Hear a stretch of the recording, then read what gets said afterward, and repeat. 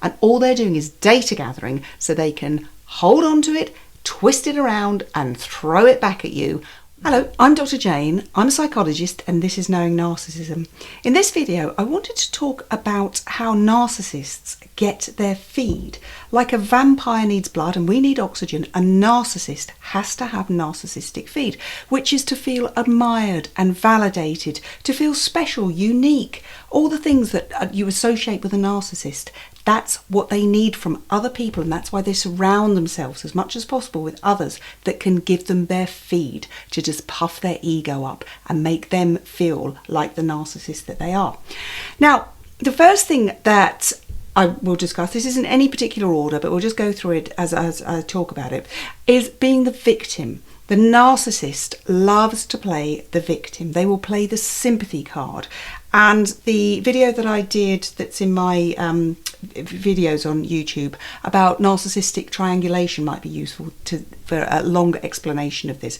But think about a triangle. The narcissist is at the bottom and there's a persecutor, there's a rescuer, and if you don't give them what they want, which is their feed, then you are the persecutor.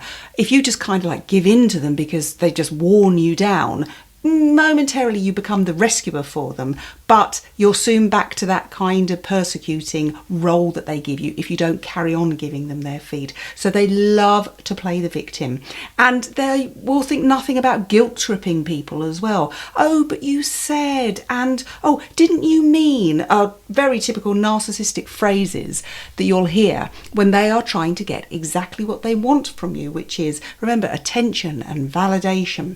They have a false humility. They may, seem to be admiring of anything that you've done, any achievements that you've made, and they'll put themselves as the opposite of that. Oh, you're so much better at something than I am. But all they're doing in that situation is giving you that false sense of security, if you like, and then they'll pull the rug out from underneath you, and you'll wonder what happened to that nice person that was just telling me how well I've achieved at something. No, because you're not reflecting that back to them enough. They'll just pull the rug out under you and then kind of start saying things like, well, actually, you're not that good. If I could just ask you to like, subscribe and click the notification button for more videos that'll be coming up, that would be just really great. Thanks ever so much. On the other side of the false humility, there is them being the expert, the narcissist who is the know-it-all. They know absolutely everything about everyone and just every subject in the world. And they want people to admire that. They want you to say, my goodness me, you're so well read. You're just the expert in absolutely everything. You name a subject and a narcissist will know more than you would about it. Even if it's your expert subject, your job subject, whatever it is, they will have an opinion that they expect you to take, because when you take it or seem to take that opinion of theirs, that again is feeding their narcissistic supply. They may pretend to care about people. Now, this is often a ploy to get people to kind of relax in their company, to feel secure in their company, to open up a little bit. But all it is a ploy to data gather, to get as much information, things that you seemingly think, oh, this person's quite open for me to talking about things, and they're reflecting and seemingly empathizing with what my situation might be, and all they're doing is data gathering so they can hold on to it, twist it around and throw it back at you when it suits them. And that will come when they are not getting what they want from you and what they expect and feel entitled that you should give them, which is attention a lot of the time. It could be financial aid that they want. They want you to get them a job. They want to get you to have somewhere that they are allowed to live. They want to be your friends. They want to be part of your family. There's all sorts of things that a narcissist feels entitled to have. And when they don't get it, they just have a big old tantrum, and then they'll throw these grenades of personal data at you in a way of intimidating you or punishing you for not giving you what they want.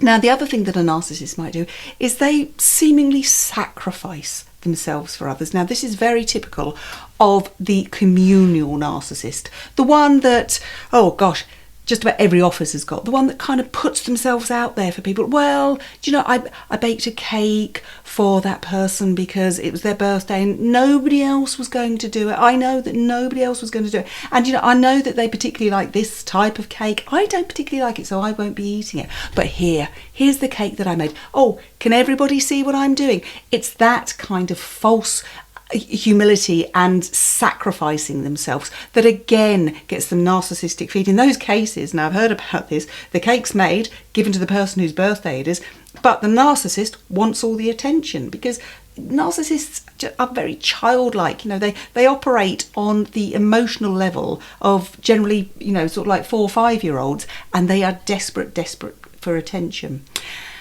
Those are just some of the things that are perhaps a little less well known about how and why a narcissist wants their narcissistic supply, their narcissistic feed, which is attention, validation, to feel special, superior, unique, all the things that narcissists do. Thank you so much for watching.